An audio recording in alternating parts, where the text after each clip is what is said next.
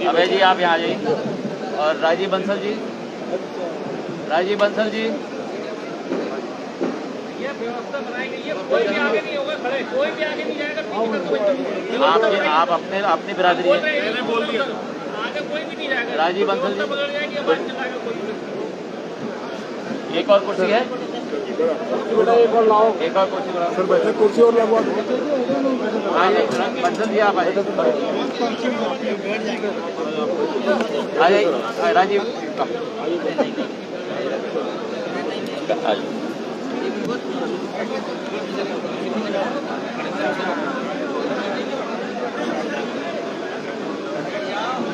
आप सब लोगों का कल के कार्यक्रम, आप सब लोगों का कल के कार्यक्रम के लिए आप लोगों का स्वागत है। कल ग्वालियर के विकास में एक नया अध्याय की शुरुआत होगी।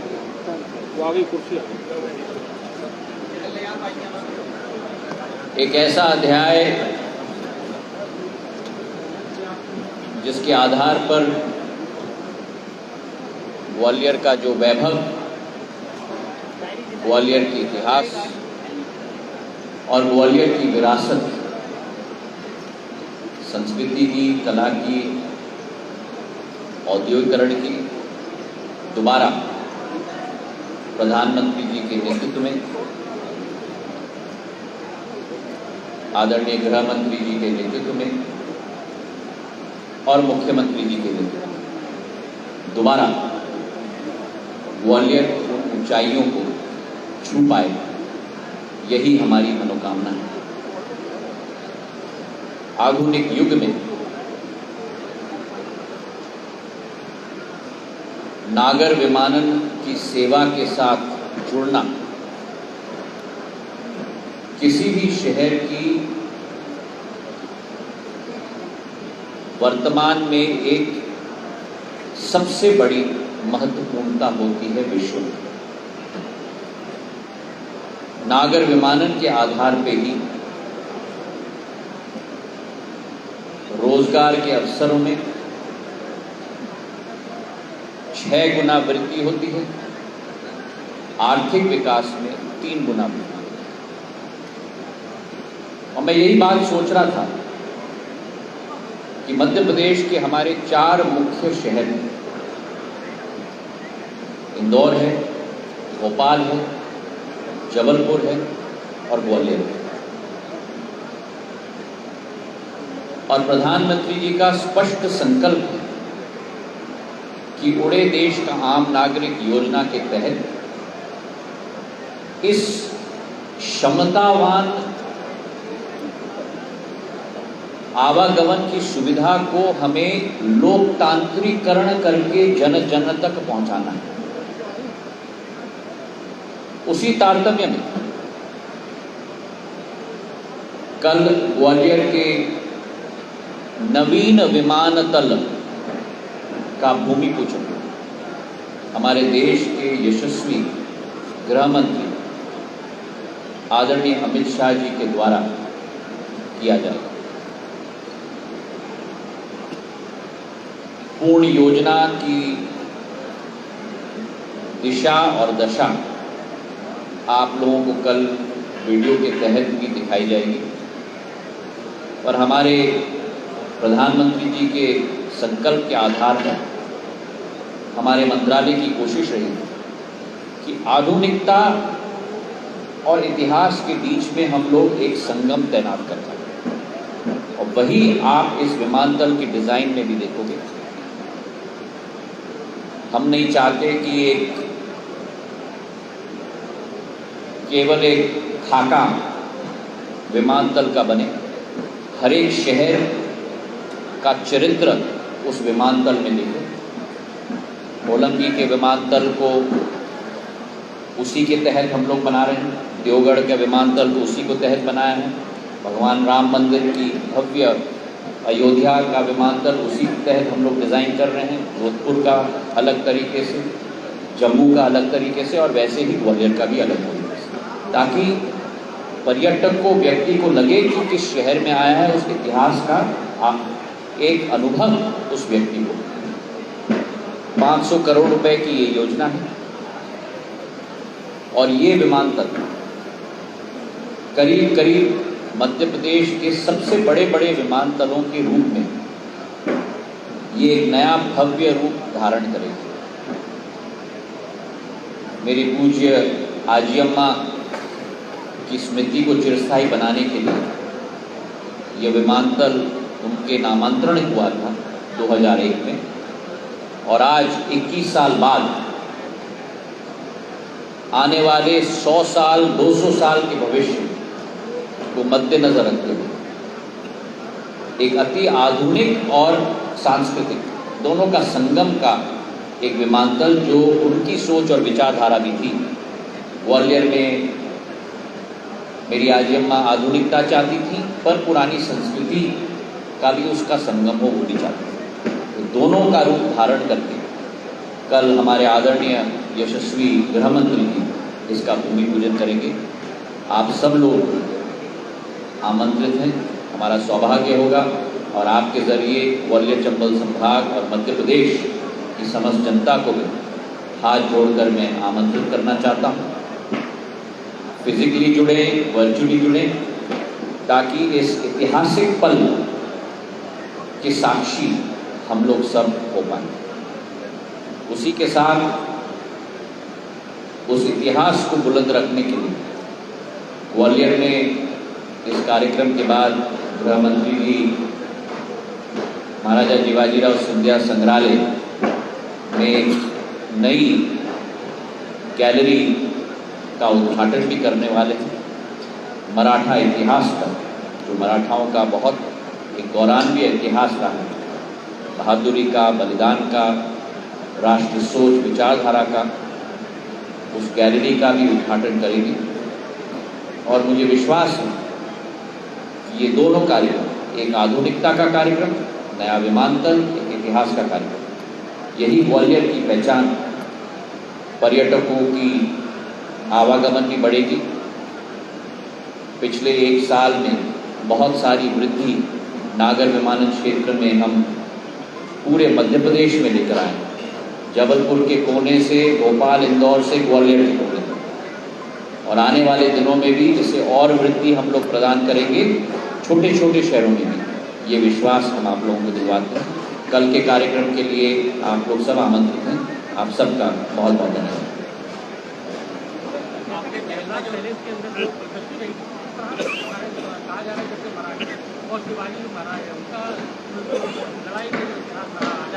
वो स्वयं, उसके लिए भी आप लोग, उनके उद्घाटन के बाद आप लोग सब भी आमंत्रित हैं। उसका लुत्फ आप लोग भी जरूर लें। कल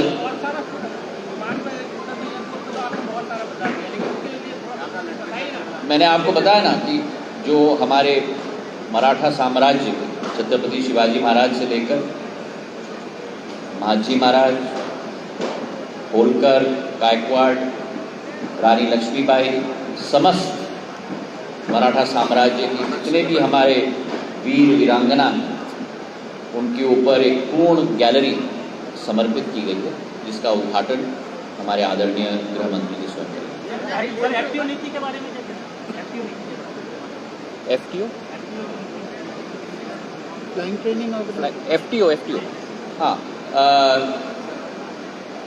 मैं ये मानता हूँ कि हमारी कोशिश है कि नागर विमानन में केवल विमानतल और एयरलाइंस पर हमारा ध्यान केंद्रित नहीं है।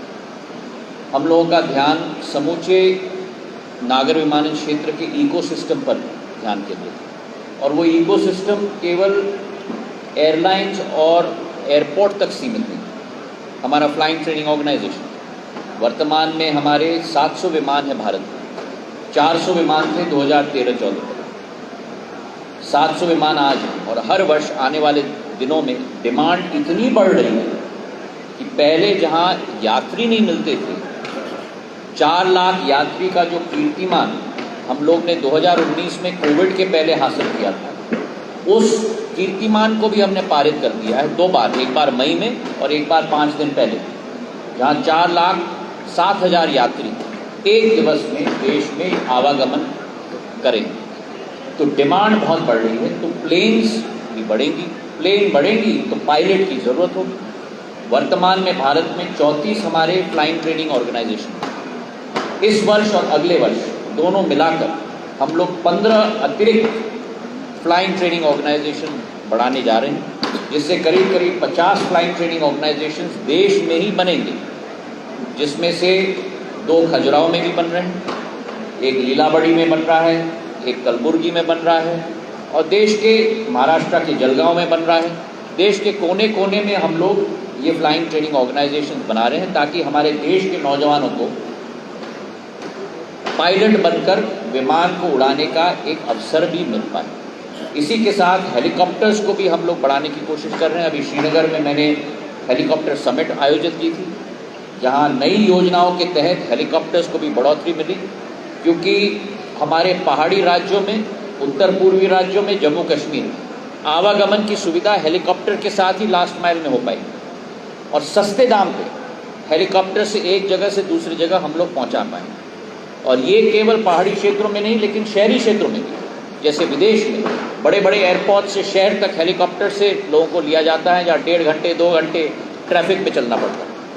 वहीं भारत में बेंगलोर में ये सेवा शुरुआत हो गई, मुंबई में ये सेवा शुरुआत हो गई, जहाँ एयरपोर्ट से आपको शहर तक 15 मिनट तक के अंदर 1500 रुपये या 2000 रुपये में आपको वहाँ पहुँचाया जाता है हेलीकॉप्टर के तहत। तो ये last mile connectivity, last mile solution, cargo के क्षेत्र में, ड्रोन्स के क्षेत्र में, पिछले बार हमने ड्रोन मेला भी ग्वालियर में किया था।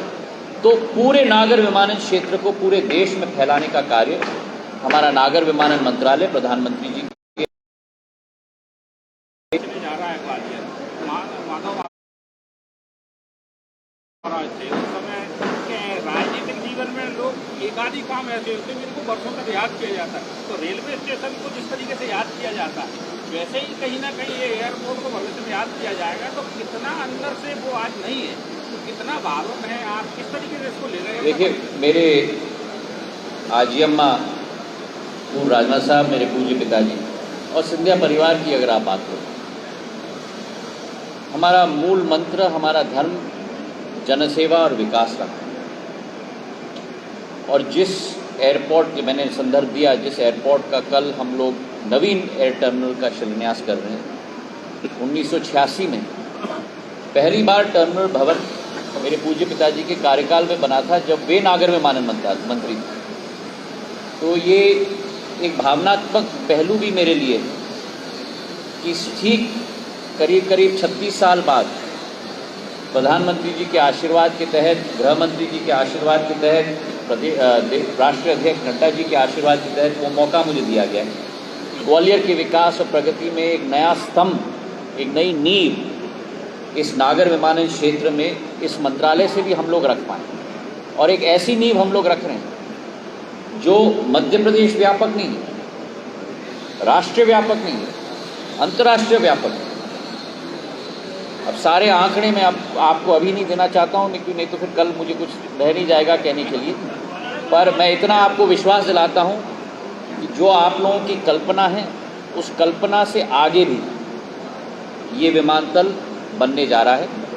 और उसी के साथ जो साधारण तौर पर योजनाओं की बड़ी लंबी सफ़र रहती है, मैं आपको विश्वास दिलाता हूँ, जो आप लोगों ने देखा है पिछले 20 साल में, रिकॉर्ड टाइम में ये एयरपोर्ट तैयार होकर आप लोगों को समर्पित किया जाएगा, और आपके द्वारा जनता को समर्पित किया जाएगा। वही तो मैं कह रहा हूँ ना, कुछ को छोड़ दो मुझे कल के लिए। अगर अभी सब कह दूंगा तो फिर कल क्या क्या कहूँगा।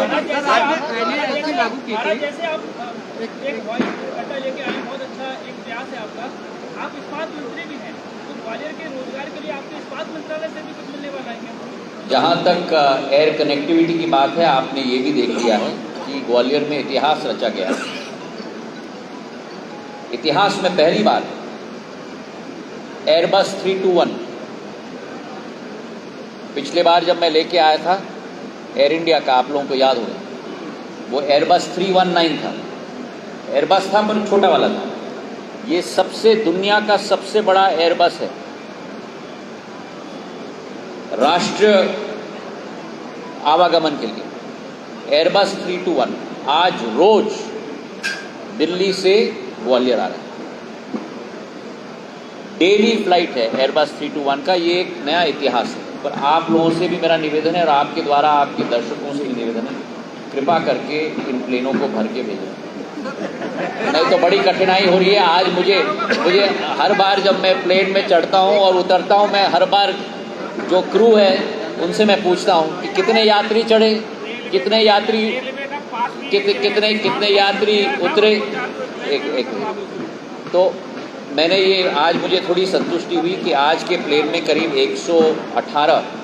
180 में से 118 यात्री आए हैं और कम से कम 70-75% प्लेन भरा हुआ होना चाहिए, नहीं तो उन लोगों का फिर उनका इवन नहीं होता, उनका घाटा हो जाता है। तो आपसे निवेदन है कि भरें। और एक और बात मैं फिर अब कल कहूँगा। स्टील की बात कहा इन्होंने। आप लोगों को मालूम है, आप लोगों को मालूम है कि इस्पात के क्षेत्र में कई विश्व में ऐसी इंडस्ट्रीज होती हैं जिनका उत्पादन रॉ मटेरियल के करीब ही होता है। चाहे आप इस्पात की बात करो, चाहे आप एल्यूमिनियम की बात करो, चाहे आप पावर की बात करो, कोयले के पास होता है। तो ये ऐसी इंडस्ट्रीज़ हैं जो आयन और माइन के करीब, कोल माइन के करीब ही हो पाती है।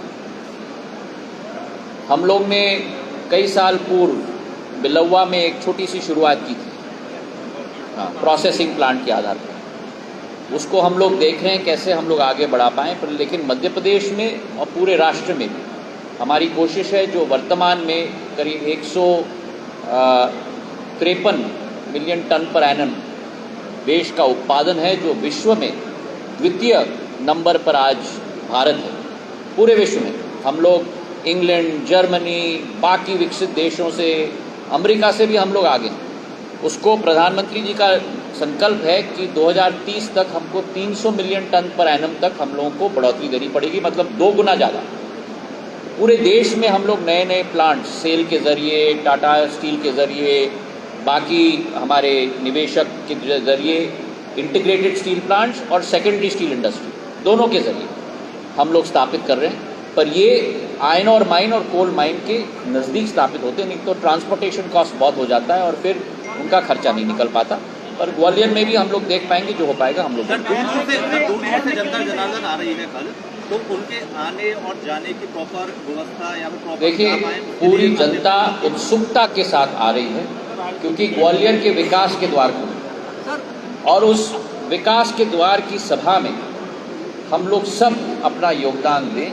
यही मेरी दिल की मंशा है आपसे भी और समूचे हमारे सभी सम्माननीय प्रणामदायक जनता जनार्दन से। यही हमारी अब आपका हो गया भाई।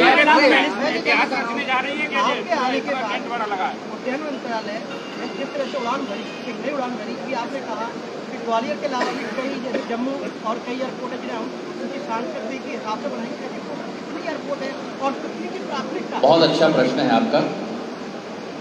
हमारे देश की आज़ादी के